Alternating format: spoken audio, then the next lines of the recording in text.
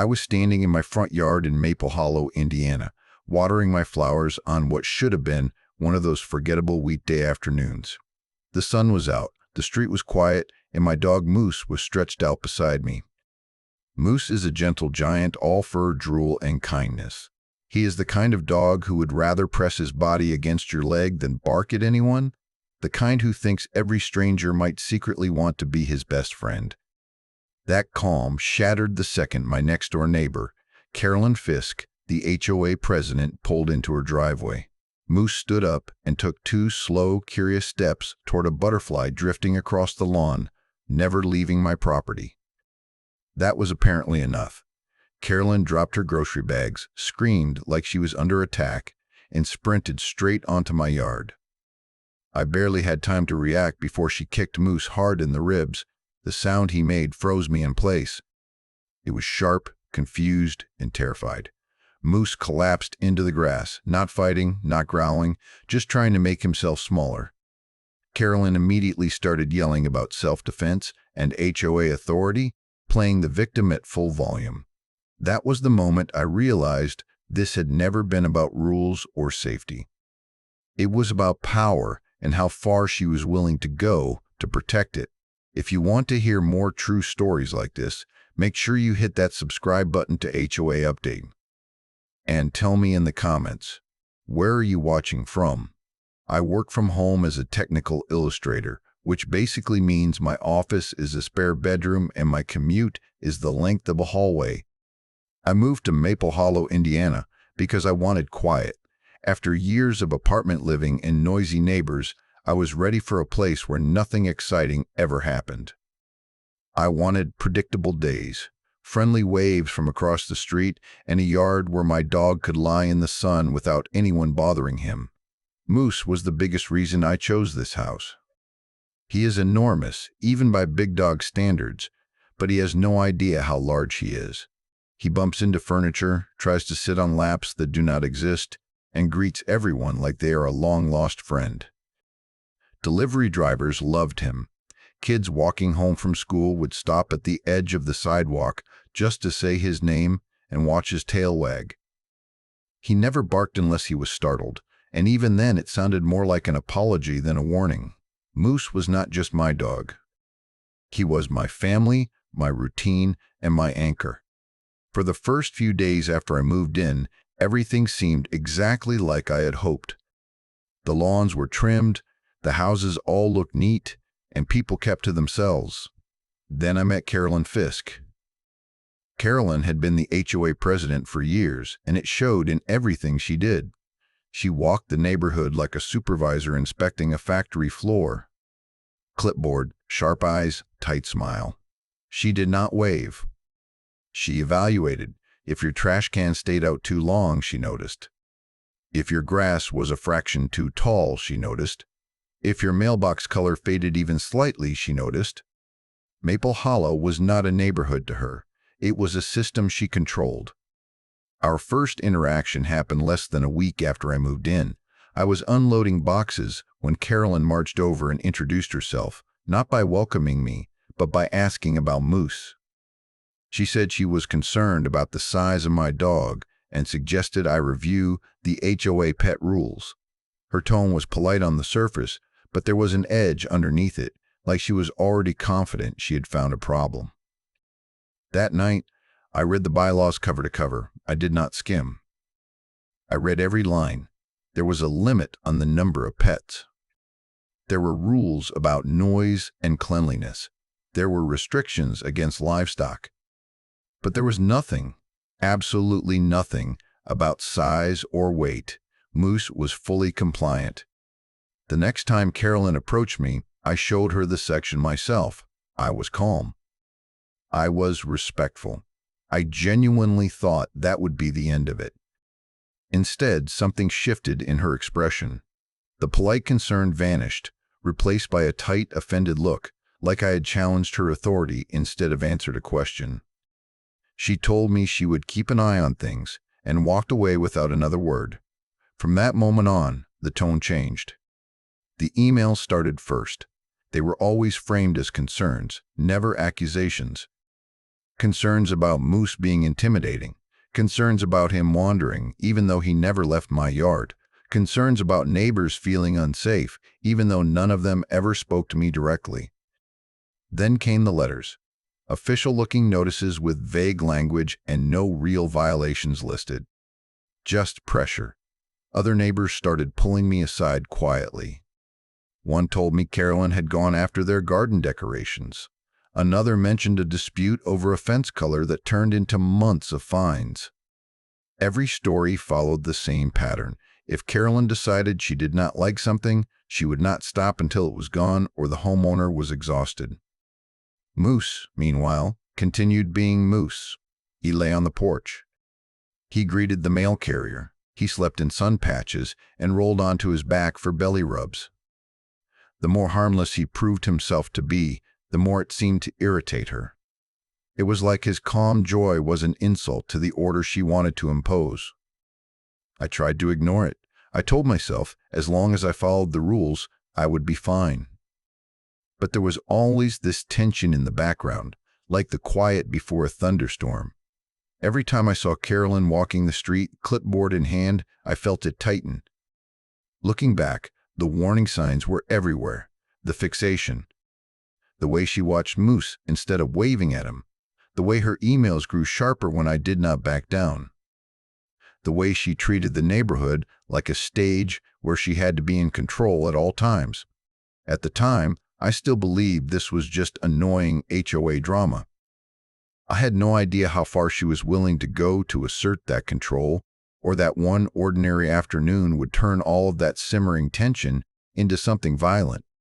I keep replaying that afternoon in my head, not because I want to, but because my brain refuses to let it go. Every detail is burned in, starting with how ordinary it all felt at first. The sky was clear. The street was empty. I was standing there with the hose in my hand, watching water darken the soil around my flowers, while Moose lay nearby chewing on a stick he had found somewhere in the yard. Then the butterfly floated by. It was bright and slow, drifting just above the grass. Moose lifted his head, ears perking up the way they always did when something interesting moved through his world. He stood, stretched his legs, and took 2 easy steps forward, tail wagging like he was considering whether this tiny flying thing might want to be friends. He never rushed. He never lunged. He never left my lawn. That was when I heard the car door slam. Carolyn's driveway was right next to mine, and I looked up just in time to see her freeze in place, her eyes locked on Moose like she had just spotted something dangerous. She dropped her grocery bags, glass shattering on the pavement, and let out a scream so loud it echoed off the houses. It wasn't fear the way most people feel fear. It was sharp, dramatic, almost rehearsed. What matters most is what she did next. She did not step back. She did not stay on her property. She did not call out to me or ask me to restrain my dog. She ran forward. Straight toward Moose, straight across the invisible property line she had lectured me about so many times before.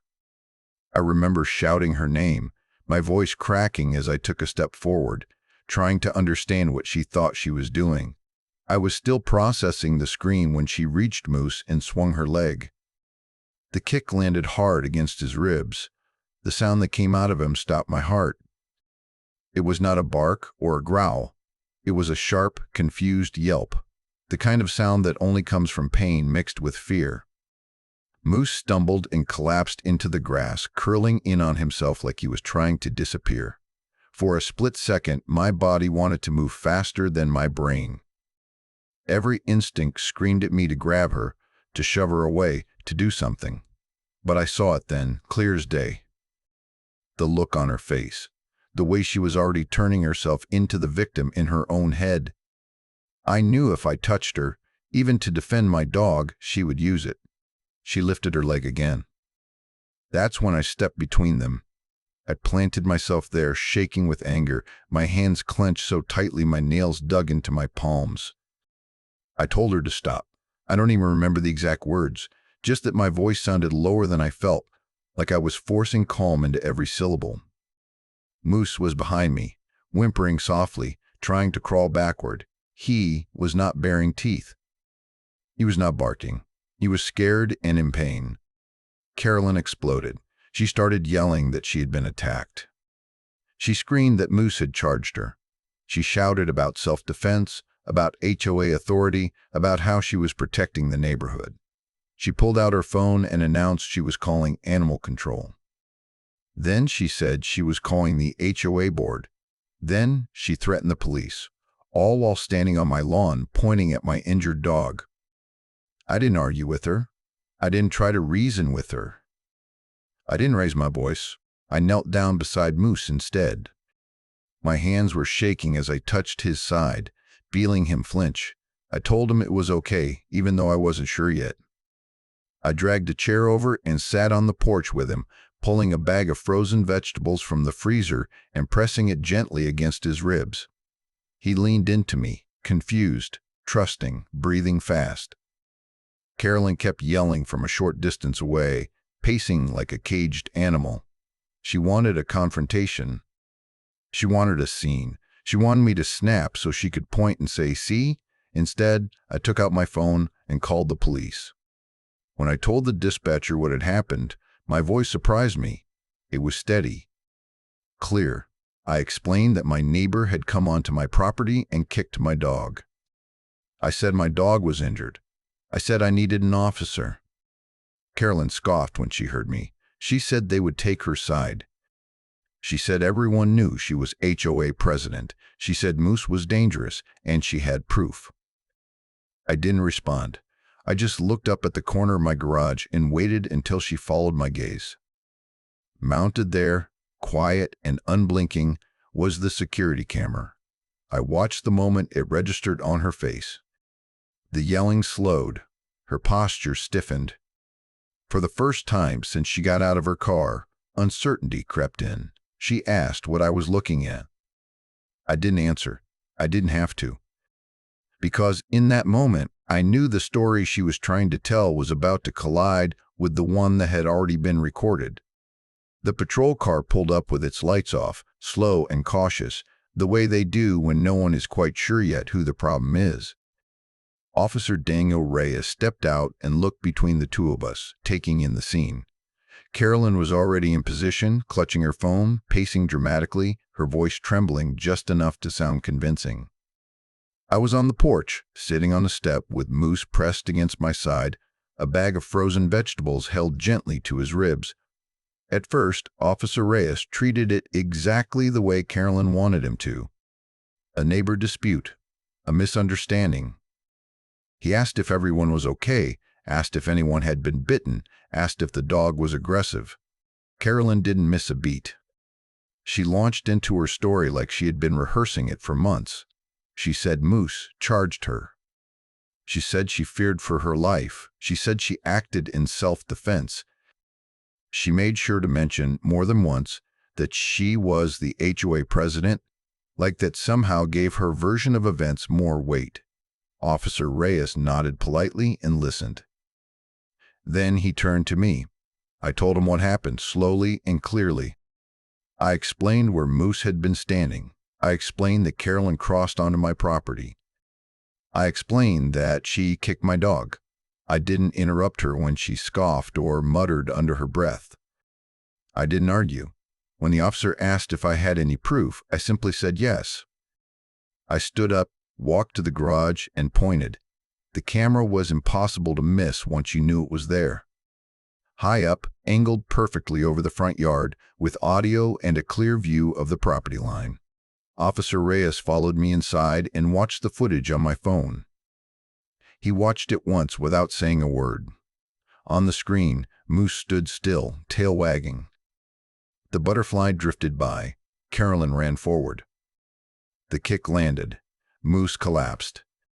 Officer Reyes asked to see it again. The second time, he paused the video at the moment Carolyn crossed the property line. He rewound it and watched the kick in slow motion. When he looked up at me, his expression had changed completely. The casual neutrality was gone. His voice was firmer when he asked me to stay inside while he went back out to speak with Carolyn. From the porch, I could hear her voice rising again. She tried a different approach this time. She said she was acting under HOA authority. She said Moose gave off aggressive energy. She said large dogs like that hurt property values. She talked faster and louder as the officer asked more questions, her answers piling on top of each other and contradicting themselves. It didn't matter. Officer Reyes told her she was being cited for trespassing and animal cruelty. The words seemed to hit her all at once. Her face flushed. She demanded to know how that was possible. She insisted she was protecting the neighborhood. She accused me of setting her up. The officer didn't argue with her. He explained the law. He explained that being afraid does not give someone the right to cross onto another person's property and kick an animal that is not attacking. He warned her that if there were any further incidents, things would escalate quickly. When he came back to me, he suggested I take Moose to an emergency veterinary clinic and get everything documented. He told me to save the footage in multiple places. He told me I had done the right thing by staying calm.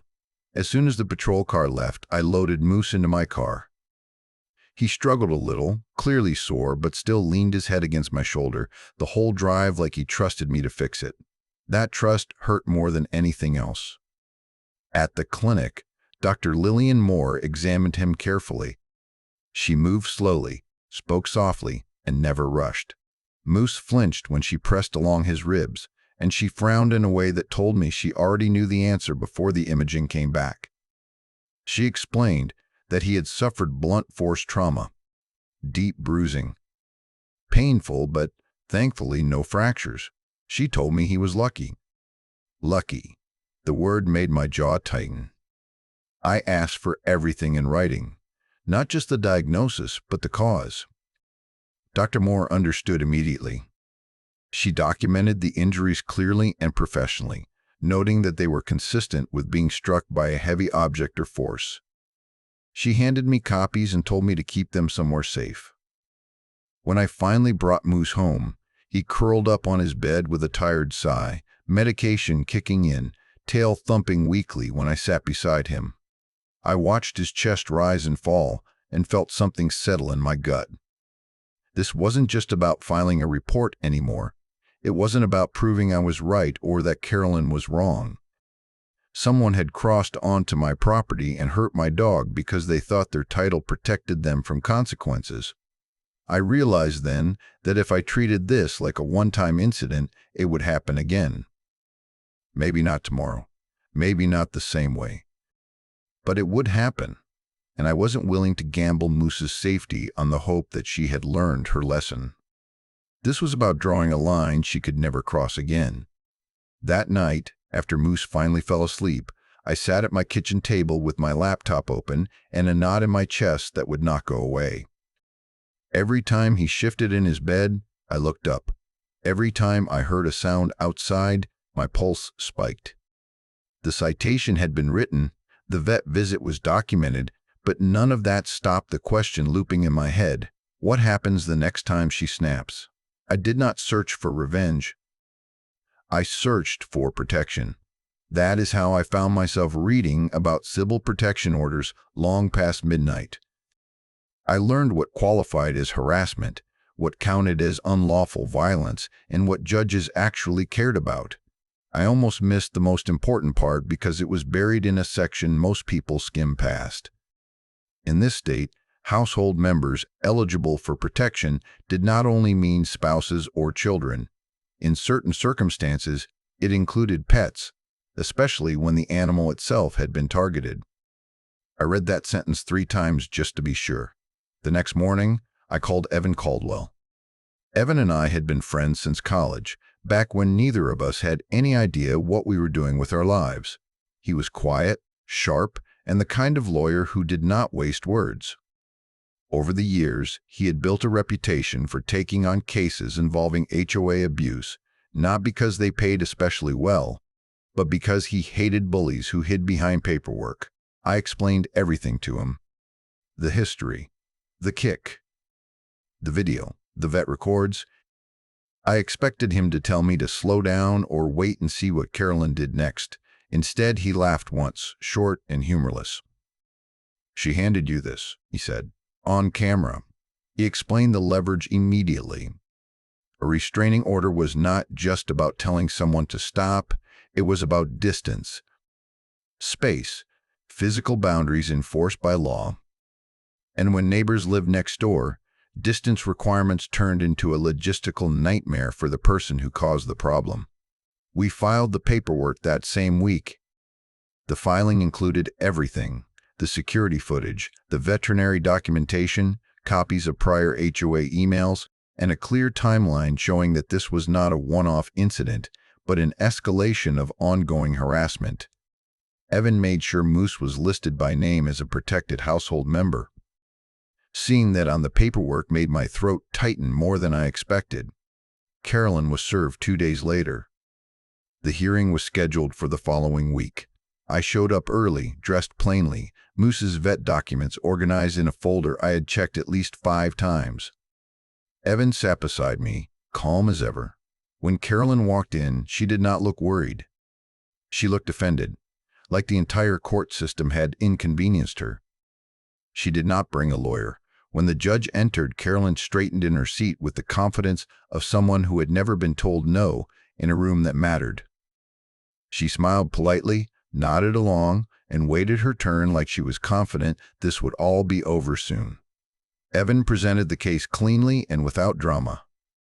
He introduced the video, the veterinary records, the pattern of behavior.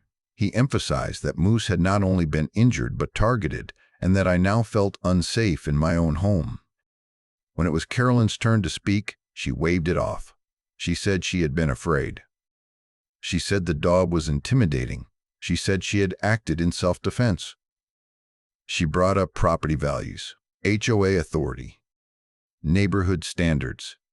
She talked quickly, jumping from point to point, clearly expecting the judge to see things her way. Then the judge asked a simple question. Why did you kick the dog?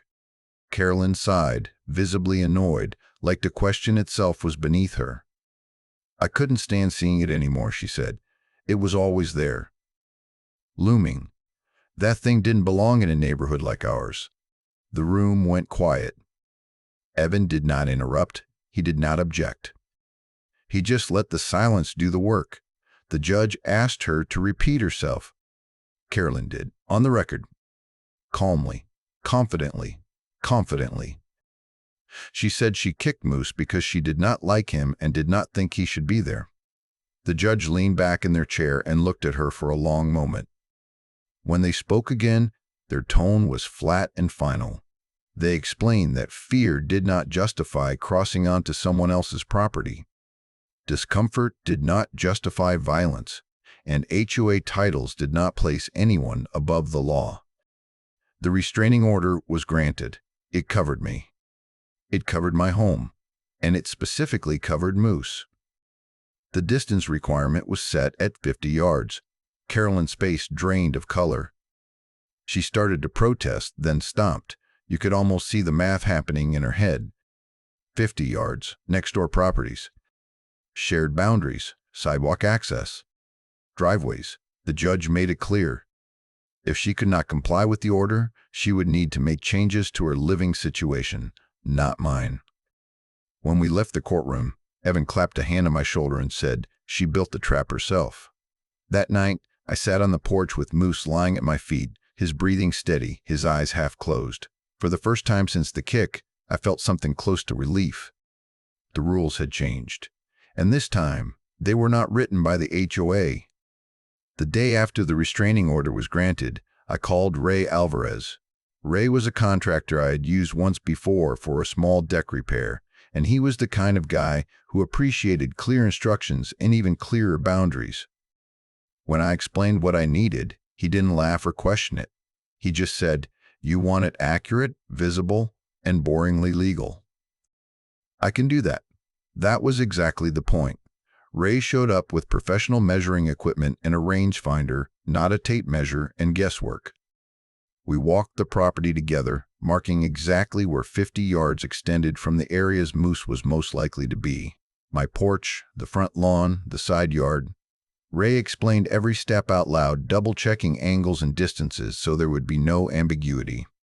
If anyone ever questioned it, we would have proof. The fence we installed was not tall, and it was not solid. It was transparent, clean, and impossible to miss.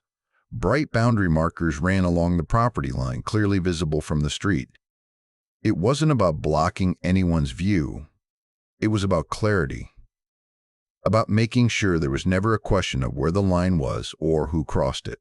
When we finished, Ray stepped back, wiped his hands on his jeans, and nodded. "Anyone who ignores this," he said, "is doing it on purpose." Carolyn came back later that afternoon. I was sitting on the porch with Moose beside me when I heard her car pull up. I watched her park down the street instead of her driveway, which should have been my first clue.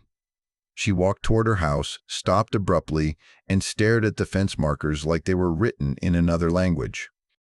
She took a step forward, then stopped again. Moose lifted his head and wagged his tail, completely unaware of the geometry problem unfolding in front of her. From where he lay, the 50-yard radius swallowed her front path. Her own front door was inside the restricted zone. She snapped. Carolyn started yelling that I was blocking access to her home. She accused me of harassment, intimidation, and deliberate cruelty. She shouted that this was illegal, that I was abusing the restraining order, that I had no right to control where she could walk. I didn't raise my voice. I didn't move Moose. I didn't say much of anything. I just told her calmly that the boundary was court-ordered and professionally measured, and that she was free to contact law enforcement if she believed I was in violation. She did. When Officer Daniel Reyes arrived again, his expression told me he already had a sense of how this was going to go. Carolyn launched into her story immediately, claiming I was deliberately trapping her, that I was using my dog as a weapon, that I was forcing her out of her home. Officer Reyes listened, then turned to me and asked one question. "Is your dog on your property?" "Yes," I said. "And is the fence inside your property line?" "Yes." He walked the boundary himself, checking the markers, comparing them to the paperwork. He confirmed the distance with his own device. Then he turned back to Carolyn and explained, slowly and clearly, that I was in full compliance with the restraining order. There was no law against Moose being in his own yard. There was, however, a law against her crossing the restricted distance. Carolyn demanded he make me put Moose inside. Officer Reyes told her he could not. She asked him to escort her to her door. He told her he could not force someone else to violate a court order for her convenience. When he left, Carolyn stood there shaking, staring at the fence like it had betrayed her. Eventually, she got back in her car and drove away. That became the pattern. I didn't change my life to spite her. I just lived it. In the mornings, Moose and I sat on the porch while I drank my coffee. In the evenings, he lay in the grass while I worked in the yard. On weekends, I did small projects, always with Moose nearby, supervising with his head tilted and his tail thumping lazily against the ground. Nothing I was doing was unusual. Nothing was loud or disruptive. It was just life. But every time Moose was outside, Carolyn couldn't legally approach her own house. I would see her circle the block, park down the street, sit in her car for long stretches, watching and waiting. Sometimes she would shout from a distance. Sometimes she would call someone on her phone and gesture wildly in my direction. Neighbors started to notice. They asked questions. I answered honestly, without exaggeration. Word spread quickly. The woman who had once strutted through the neighborhood with a clipboard now couldn't even reach her front door without risking arrest. Within days, her car stopped appearing altogether. I learned later that she had started staying at a hotel across town. Then, at a friend's place. Each night away cost her money. Each day she couldn't access her home chipped away at whatever confidence she had left. Moose healed. His bruising faded. His energy came back. He resumed his favorite activities, sunbathing, greeting passers-by, and following me from room to room like a shadow. Carolyn's house, on the other hand, stayed dark. I would sit on the porch in the evenings, Moose pressed against my leg, and watched the light fade from her windows. I didn't feel triumphant. I felt calm. For the first time since moving to Maple Hollow, my home felt like mine. The order did not force her out, it simply forced her to live with the consequences of her choices. And apparently, that was something she could not do. Carolyn did not disappear quietly. A few days after she stopped coming home regularly, the HOA retaliation began. It came the only way she knew how, through paper.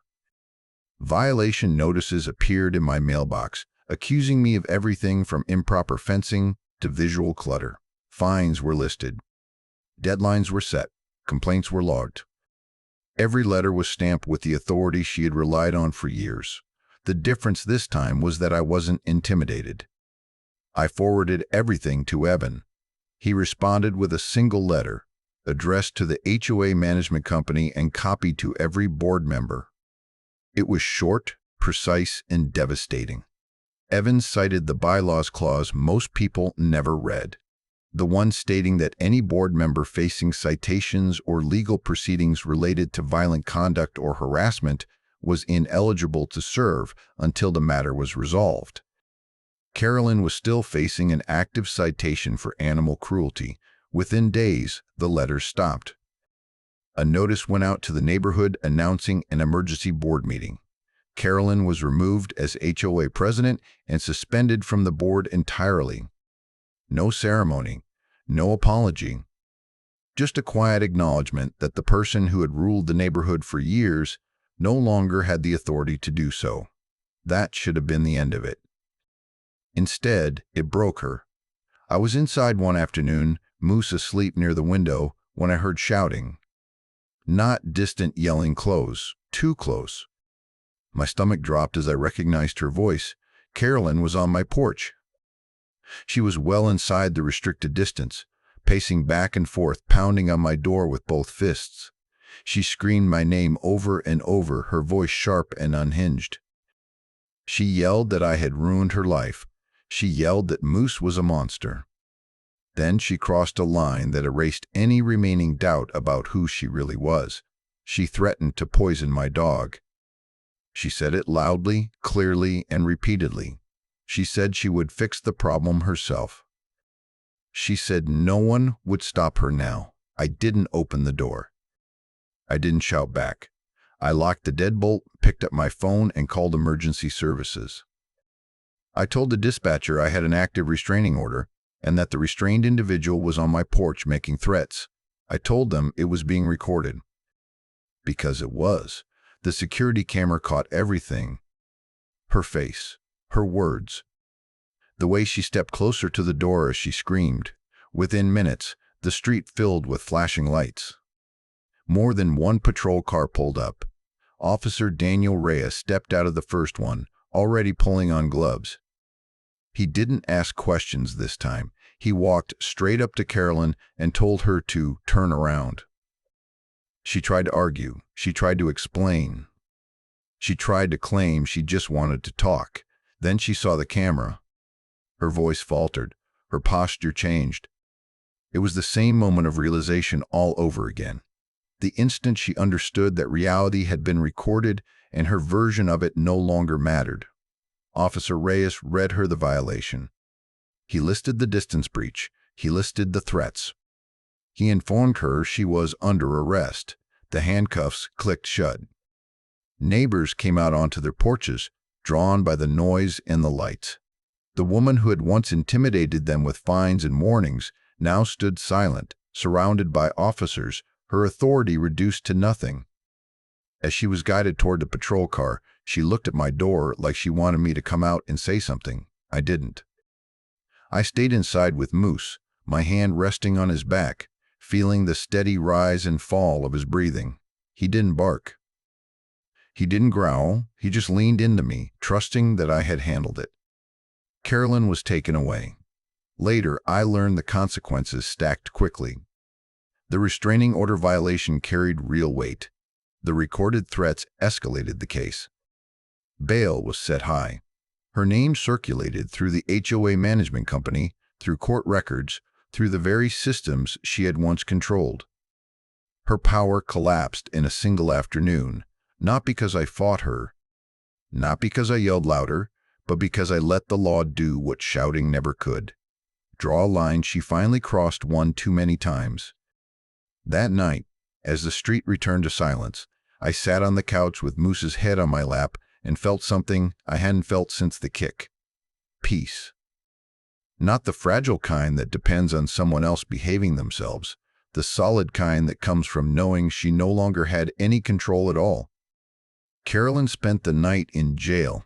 I did not find that out right away, and when I did, I didn't feel the rush of satisfaction people expect in stories like this. What I felt was relief, the kind that settles into your shoulders when you realize the immediate danger is gone. Moose slept through the night for the first time since the incident, curled up on his bed without flinching at every sound. I slept on the couch beside him, waking up every few hours just to make sure he was still breathing evenly. Bail was set the next morning, and it was not small. The restraining order violation alone carried serious weight, but the recorded threats pushed it higher. From what I was told later, Carolyn was furious. She demanded special treatment. She insisted there had been a misunderstanding. None of it worked. The paperwork spoke for itself. She never came home after that. Days passed, then weeks. Her house stayed dark. Packages piled up on the porch until they were removed. The lawn went from perfectly manicured to quietly unkempt. The woman who once measured grass height down to the fraction of an inch had vanished without a word. That absence did something to the neighborhood. People started talking. At first, it was quiet conversations by mailboxes and driveway edges. Then it turned into open discussions. Neighbors told stories I had never heard before, about fines issued for nonsense reasons, about intimidation during HOA meetings, about how exhausting it had been to live under constant scrutiny. More than one person admitted they had been afraid to speak up while she was in charge. With Carolyn gone, the HOA had no choice but to restructure. An interim board was formed. The tone changed almost immediately. Meetings became shorter. Notices became clearer. Fines were reviewed and, in some cases, quietly dismissed. The neighborhood felt lighter, like it had been holding its breath for years and could finally exhale. Carolyn's legal problems continued quietly in the background. Mail became an issue. Because she had violated the restraining order, she was not allowed within the restricted distance while Moose was present, and Moose was present most days. Certified letters went undelivered. Notices were returned. Deadlines passed. Each missed piece of mail created another problem she had to deal with later. Eventually, a for sale sign appeared in her yard. It went up early one morning, clean and professional, like an admission of defeat she didn't want to witness herself. A real estate agent started coming by. Then inspectors. Then strangers walking through the house with clipboards of their own. The sale moved quickly. Word was that she wanted out as fast as possible. On moving day, I watched from my porch with Moose at my side as a truck pulled up. Movers carried out boxes and furniture, loading pieces of a life that had once revolved around control and appearances. Carolyn was there briefly, standing near the curb, looking smaller than I had ever seen her. She didn't look at me. She didn't look at Moose. Later, I heard where she was going. A condo community in another county with strict rules and a complete ban on pets. The irony didn't feel funny. It just felt final. Moose healed fully. The bruising faded. His energy came back. He resumed his daily patrols of the yard, tail wagging, nose in the grass, content in a way only dogs can be. The vet gave him a clean bill of health, and the medications were no longer needed. The only thing that lingered was my own caution, the habit of scanning the street before letting him settle outside. That faded too. One afternoon, weeks later, I realized I hadn't checked the sidewalk once. I was sitting on the porch, coffee in hand, Moose stretched out in the sun, and the neighborhood was quiet in a way it hadn't been before. Not tense, not watchful. Just peaceful. Carolyn's house sold. New owners moved in. They waved when they saw us. Moose wagged back. The neighborhood didn't just lose an HOA president. It got its sense of normal back. And for the first time since I had moved to Maple Hollow, I felt like I was finally living the life I had come here for. Quiet, safe, and shared with a dog who never did anything wrong except exist in a world that couldn't control him. Looking back on everything that happened, the biggest lesson I learned is that authority is not immunity. Titles only work when people are afraid to question them, and bullies depend on silence more than they depend on power. The moment you stop reacting emotionally and start protecting yourself calmly, their whole strategy begins to fall apart. I still remember sitting on my porch the morning the movers came. Moose was stretched out beside me, his head resting on his paws, watching the activity across the yard. Boxes were being carried out of the house next door, furniture wrapped in plastic, doors opening and closing over and over. Moose didn't bark once. He didn't growl. He didn't care. Every time someone walked past, his tail thumped against the wood like he was greeting the day, completely unaware that he had been the center of all that chaos.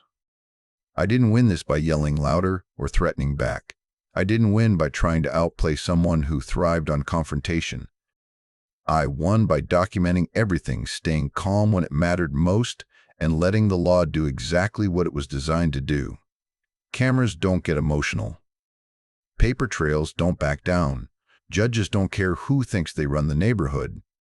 If there's one thing I hope people take away from this, it's this: protect your home, protect your family, and protect your pets. Don't assume that someone's position, title, or confidence makes them untouchable. It doesn't. The rules apply to everyone, especially the people who think they're above them. If you want to hear more true stories like this, make sure you hit that subscribe button to HOA Update and tell me in the comments, where are you watching from?